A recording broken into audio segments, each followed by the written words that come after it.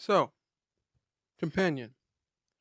This is an interesting one, and there's actually a lot to talk about this movie as far as like film reviews. I mean, in films in general. And so I'm going to preface this review. I am not. I am going to go into very bland and non-detailed as possible in this review. The second trailer, if you haven't seen it, avoid it at all costs. If you're in any way, shape, or form looking to go into this movie blind, like I like to. I unfortunately was subjected to the second trailer before seeing it, and it just spoils too much for my liking. With that said, I'm just going to get right into the review. I had a lot of fun with this movie, and I think that's easy to do. From the teaser trailer alone, which I believe I saw in the theater first, um, gives very little detail and shows the fact that Jack Quaid and Sophie Thatcher are in a horror esque movie together. That sounds amazing, especially when I saw the teaser trailer after, of course, seeing Scream 2022 and or Scream 5. Let's be real, and of course Heretic. Heretic was in my top 15 of the year. I believe it still is. Check my letterbox. That list is getting changed all the time. Believe me. But I believe it's still in that top 15 for a reason, and that is because I thought Heretic was really good, and Sophie Thatcher and Chloe East in particular were both really good in that film.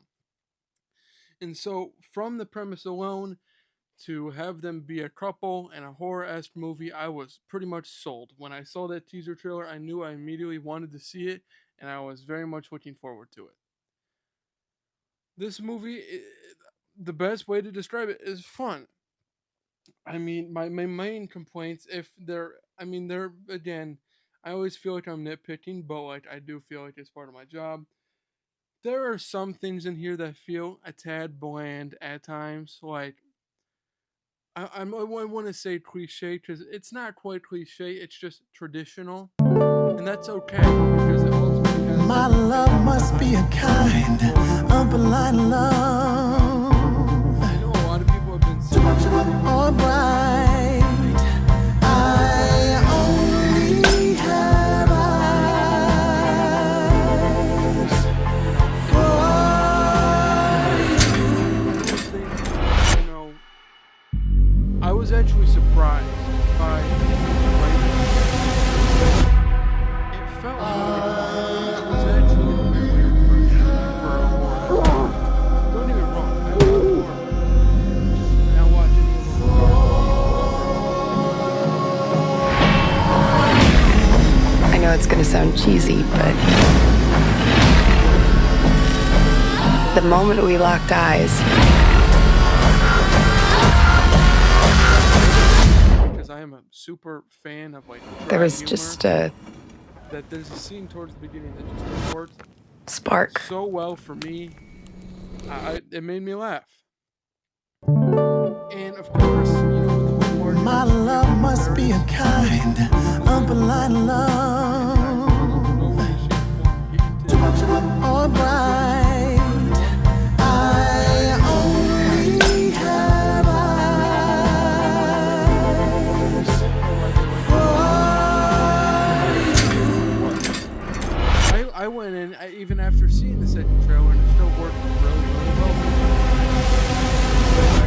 This movie's just overall fun. Now, I will talk a little bit about the performances because, Sophie Thatcher never ceases to surprise me with how good he is. She always has. I know it's going to sound cheesy, but the moment we locked eyes, I will say